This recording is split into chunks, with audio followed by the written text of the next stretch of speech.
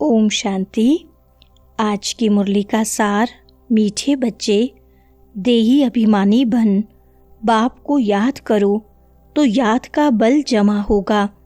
याद के बल से तुम सारे विश्व का राज्य ले सकते हो। प्रश्न है, कौन सी बात तुम बच्चों के ख्याल ख्वाब में भी नहीं थी जो प्रैक्टिकल हुई है? उत्तर है, तुम्हारे ख्याल ख्वाब में भी नहीं था कि हम भगवान से राजयोग सीखकर विश्व के मालिक बनेंगे, राजाई के लिए पढ़ाई पढ़ेंगे। अभी तुम्हें अथाह खुशी है कि सर्वशक्तिवान बाप से बल लेकर हम सतयुगी स्वराज्य अधिकारी बनते हैं। सुनते हैं मुख्य पॉइंट्स। पहली पॉइंट, यहाँ बैठना उनको चाहिए जो देही अभिमानी बन बाप की याद में बैठे। याद में शक्ति रहती है, ज्ञान में शक्ति नहीं है। इसको कहा ही जाता है याद का बल। योग बल सन्यासियों का अक्षर है। बाप डिफिकल्ट अक्षर काम में नहीं लाते। बाप कहते हैं, बच्चों अब बाप को याद करो। जैसे छोटे बच्चे माँ बाप को याद करते हैं ना, वह तो देहधारी हैं। तुम बच्चे हो विचित्र। तुम रहने वाले विचित्र देश के हो, वहाँ चित्र रहता नहीं। दूसरी पॉइंट, अब बाप कहते हैं शास्त्र आदि जो कुछ पढ़ते हो उन सबको भूल जाओ। श्री कृष्ण की महिमा, फलाने की महिमा कितनी करते हैं, गांधी की भी कितनी महिमा करते हैं, जैसे कि वह राम राज्य स्थापन करके गए हैं। परंतु शिव भगवानुवाच आदि सनातन राजा रानी के राज्य का जो कायदा था, बाप ने राजयोग सिखाकर राजा रानी बनाया। अब उसकी क्या हालत हुई? दुख ही दुख, लड़ते झगड़ते रहते हैं, अनेक मतें हो गई हैं। तीसरी पॉइंट, अभी तुम बच्चे श्रीमत पर राज्य लेते हो। इतनी तुम्हारे में ताकत रहती है जो वहाँ लश्कर आदि होता नहीं। डर की कोई बात नहीं। इन लक्ष्मी नारायण का राज्य था, अद्वैत राज्य था। दो थे ही नहीं जो ताली बजे। तुम बच्चों को बाप देवता बनाते हैं, फिर द्वैत से दैत्य बन जाते हैं रावण द्वारा। अभी तुम बच्चे जानते हो हम भारतवासी सारे विश्व के मालिक थे। तुमको विश्व का राज्य सिर्फ याद बल से मिला था, अब फिर मिल रहा है, कल्प कल्प मिलता है, सिर्फ याद के बल से।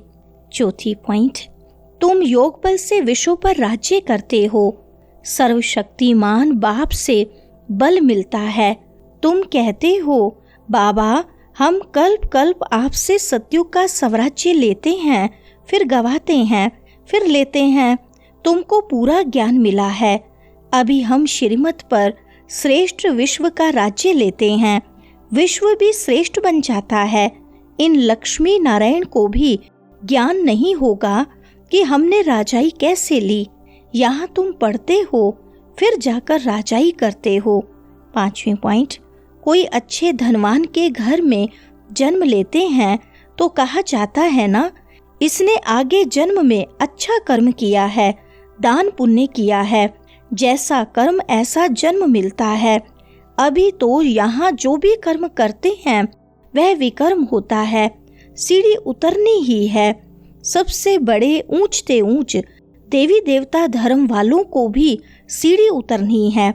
सतो रजो तमो में आना है। हर एक चीज नई से फिर पुरानी होती है। तो अभी तुम बच्चों को अथाह खुशी होनी चाहिए। तुम्हारे ख्याल ख्वाब में भी नहीं था कि हम विश्व के मालिक बनते हैं। छठी पॉइंट, भारतवासी जानते हैं कि इन लक्ष्मी नारायण का सारे विश्व पर राज्य था। पूज्य थे सो फिर पुजारी बने हैं। गाया भी जाता है आपे पूज्य आपे पुजारी। यह नाटक तो बड़ा वंडरफुल है। कैसे हम 84 जन्म लेते हैं, उनको कोई नहीं जानते। शास्त्रों में 84 लाख जन्म लगा देते हैं। बाप कहते हैं यह सब भक्ति मार्ग के गपोड़े हैं, रावण राज्य है ना।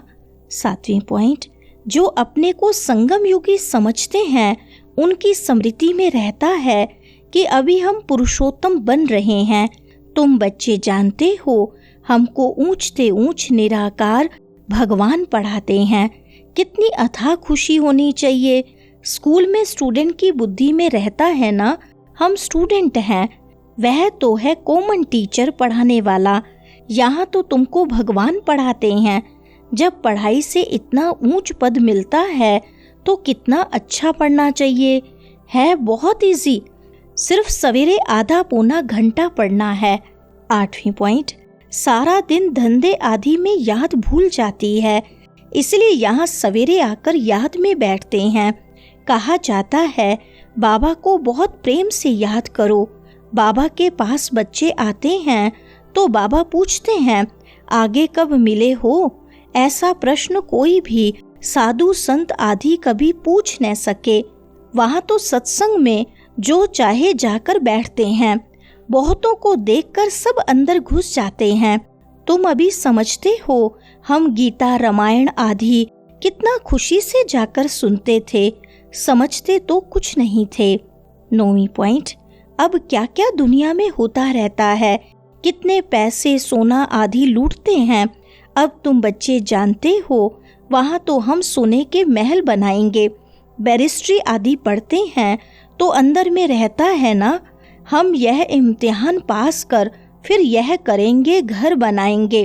तुमको क्यों नहीं बुद्धि में आता है हम स्वर्ग का प्रिंस प्रिंसेस बनने के लिए पढ़ रहे हैं।